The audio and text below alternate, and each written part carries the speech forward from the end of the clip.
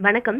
இப்போ நம்ம என்ன பார்க்க போறோம்னா, பிரசிடென்ஷியல் சிஸ்டம் ஆஃப் கவர்ன்மென்ட் பார்க்க போறோம். இதுக்கு முன்னாடி பார்லிமென்டரி ஃபார்ம் ஆஃப் கவர்ன்மென்ட் பார்த்தோம். Salient features of the constitution ஒரு சக்சஸ்ஃபுல் கான்ஸ்டிடியூஷன் இருக்கிறதுக்கு என்னென்ன ஃபீச்சர்ஸ் தேவைப்படுது அப்படின்றத பார்த்துக்கிட்டு இருக்கோம்.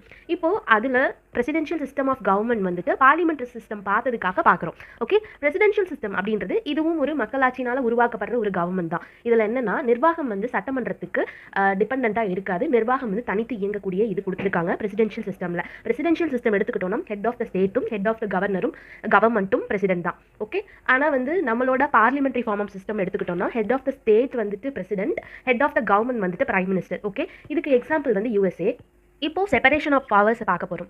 அங்கே பார்த்தோன்னா செப்பரேஷன் ஆஃப் பவர்ஸ் வந்து ஸ்ட்ரிக்டாக ஃபாலோ பண்ணியிருக்க மாட்டாங்க. லெஜிஸ்லேச்சரும் எக்ஸிக்யூட்டிவும் ஓவர்லாப் ஆகியிருக்கு அப்படின்னு சொல்லிட்டு பார்த்துட்டு இருந்தோம். ஜுடிஷியரி வந்து செப்பரேட்டாக தான் இருக்கும். ஆனால் இங்கே மூணுமே வந்துட்டு செப்பரேட்டாகவும் இண்டிபெண்ட்டாகவும் செயல்படுற மாதிரி இந்த சிஸ்டம் இருக்குது. எந்த ஓவர்லாப்பும் கிடையாது.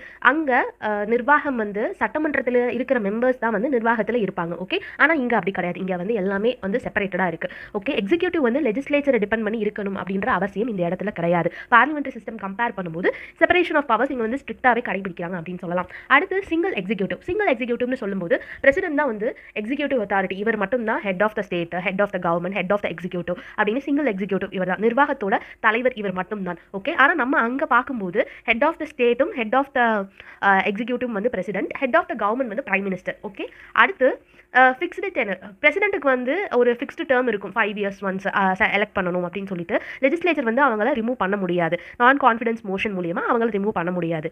ஓகே, இங்கே வந்துட்டு நாட் ரெஸ்பான்சிபிலிட்டி ஆஃப் எக்ஸிக்யூட்டிவ்ன்ற டாப்பிக்கில் என்ன சொல்லியிருக்காங்கன்னா, நிர்வாகம் வந்து லெஜிஸ்லேச்சருக்கு ரெஸ்பான்சிபிளாக இருக்கணுன்ற அவசியம் கிடையாது. பிரசிடென்ட் வந்து எப்படி ரிமூவ் பண்ணப்படுவார்னா இம்பீச்மெண்ட் முறையில் தான் ரிமூவ் பண்ணப்படுவார்.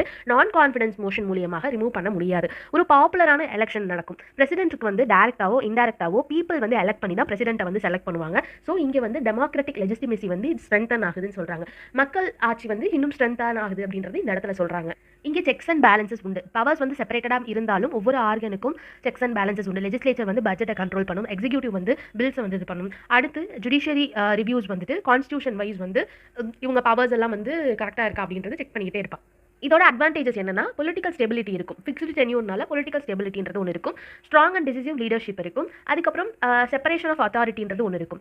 அடுத்து டிஸ்அட்வான்டேஜஸ்னு எடுத்துக்கிட்டோம்னா இப்போ வந்து ஒரு தீர்மானம் வந்து நிறைவேற்றப்படுது, லெஜிஸ்லேச்சரில் தீர்மானம் நிறைவேற்றப்படுதுன்னா நம்மளோட பார்லிமெண்ட்ரி ஃபார்ம் ஆஃப் டெமோக்ரஸியில் பார்த்தோம்னா பிரசிடென்ட் வந்து அதை அப்ரூவ் பண்ணி தான் ஆகணும். ஆனால் இங்கே வந்துட்டு அது டெட்லாக்னு சொல்லுவாங்க. எக்ஸிக்யூட்டிவ் வேற ஒருத்தவங்களா இருந்து லெஜிஸ்லேச்சர் வேற ஒரு பார்ட்டியாக இருந்தால் இங்கே வந்து டெட்லாக் வந்து நடக்கும். அதுக்கப்புறம் ஒரே ஒரு இண்டிவிஜுவல் மேலே கான்சன்ட்ரேஷன் ஆஃப் பவர் இருக்குது அப்படின்றத இங்கே பார்க்க முடியுது. அப்புறம் எக்ஸிக்யூட்டிவ் வந்து அக்கௌண்டபிலிட்டி வந்து இங்கே கிடையவே கிடையாது. லெஜிஸ்லேச்சருக்கு அக்கௌண்டபிலிட்டின்றது வந்துட்டு நிர்வாகம் பொறுப்பேற்காது. அதுதான் வந்துட்டு இங்கே சொல்கிறாங்க. தேங்க்யூ.